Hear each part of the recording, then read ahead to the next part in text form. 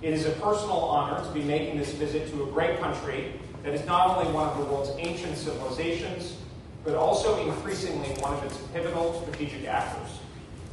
The United States views India with deep respect as a republic of continental scale, as a nation with a proud strategic tradition, and as a country whose decisions will profoundly shape the future of the Indo-Pacific and the international landscape more broadly.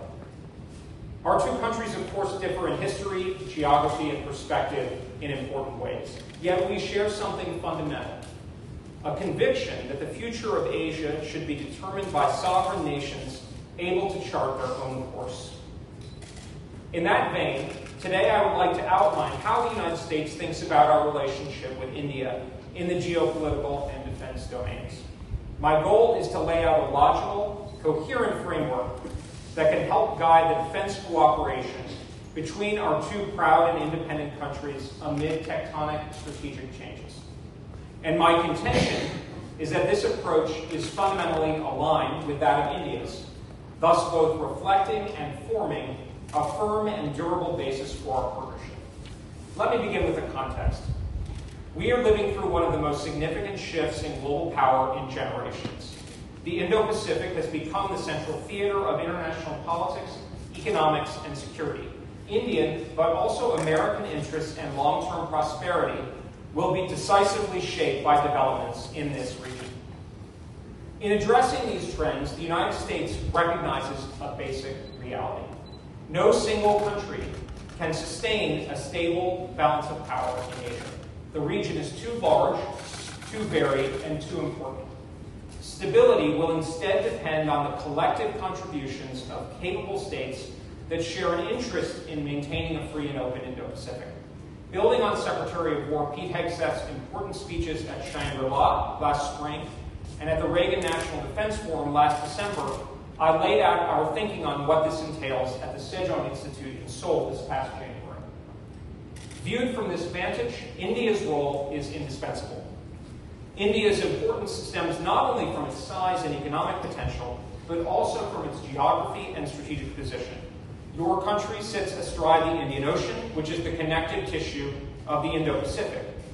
India possesses a long tradition of strategic autonomy and a growing capacity to shape events well beyond its borders. It is the largest republic in the world. Its success thus carries profound symbolic and political weight, and has formidable, self-reliant, and capable military forces, willing and able to shoulder significant security responsibilities. For all of these reasons, the United States sees India not merely as a key partner, but as an essential one in ensuring a long-term, favorable balance of power in Asia. At the same time, we approach our partnership with realism, clarity, and a fair dose of humility. Our assessment of the Indo-American partnership has its roots in practicality, what our president frequently calls common sense.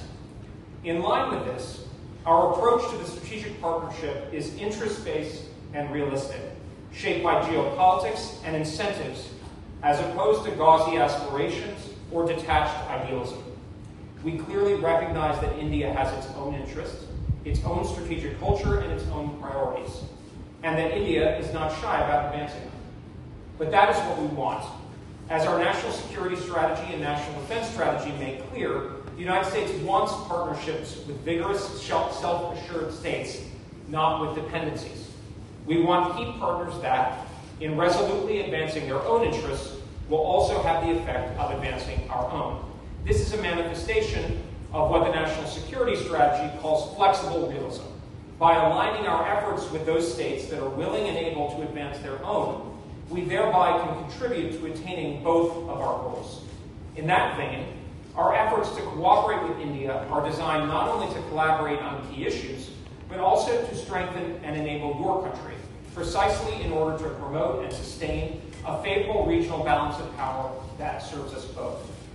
Fortunately, our perspective and yours are, it seems, deeply aligned. Minister of External Affairs, Dr. Jaishankar, has termed India's approach Bharat First and its strategic approach the India Way. Like America First and flexible realism, Bharat First and the India Way emphasize the centrality of a realistic approach to foreign policy, unabashed willingness to put one's own national priorities first, and a results-oriented mindset about international politics. To wit, in his seminal 2020 book, Minister Jaishankar emphasized the importance of viewing and developing India's foreign policy from a hard-headed national perspective, and stressed the need for greater realism in policy. He contended that geopolitics and balance of power are the underpinning of international relations.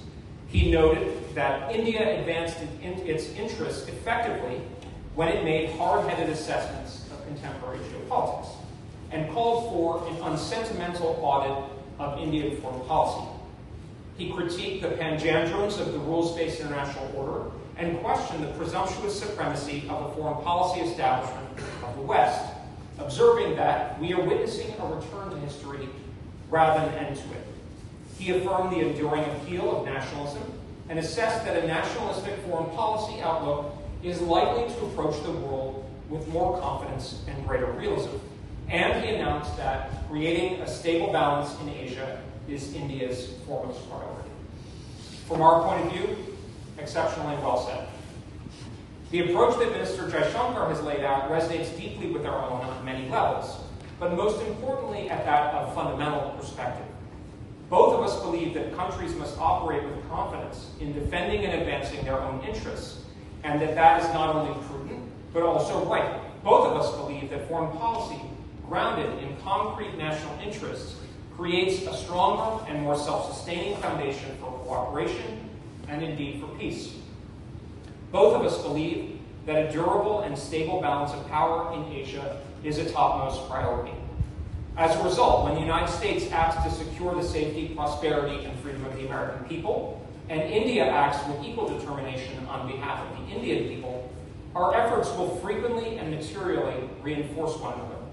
At the same time, we do not expect, nor do we require, unerring agreement. Rather, we are flexible, looking for areas of agreement where they count most. We recognize that foreign policy should be practical and about results. As Minister Jaishankar wisely advised, the circumstances of today require flexible arrangements that are customized to the challenge.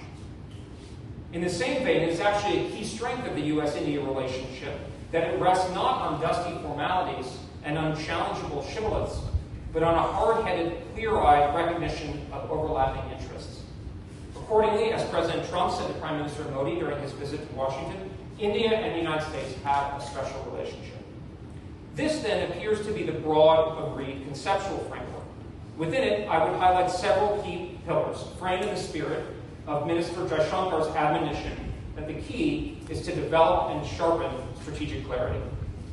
First, the United States and India do not need to agree on everything to cooperate effectively. What matters most is that our interests and objectives increasingly converge on the most fundamental issues. Differences and even disputes are fully compatible with deepening alignment and cooperation on strategic matters. The roots of our partnership are deeper than optics and more durable than superficial comedy. Rather, they are thickly embedded in lasting strategic mutual self-interest. Both of our countries benefit from an Indo-Pacific in which no power can dominate the region. Both benefit from open trade and national autonomy. These are the concrete shared interests that form the foundation of our enduring strategic partnership. Second, we both recognize the strategic centrality of military power for a stable, favorable balance in the region, and thus that defense cooperation should enhance real capability rather than be merely totemic or driven by inertia. In this light, one of the most encouraging developments in recent years has been the steady expansion of defense cooperation between the United States and India. As Secretary Hegseth put it, our defense ties have never been stronger. Coordination between our militaries has grown, exercises have become more complex, information sharing has deepened, regional and global cooperation has become routine, and defense industrial and technology collaboration is taking on new momentum.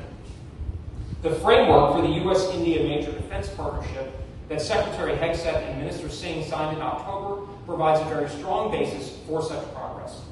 To accelerate that momentum, tomorrow, Defense Secretary Rajesh Kumar Singh and I will chair the Defense Policy Group as we look ahead to a critical new decade of our major defense partnership.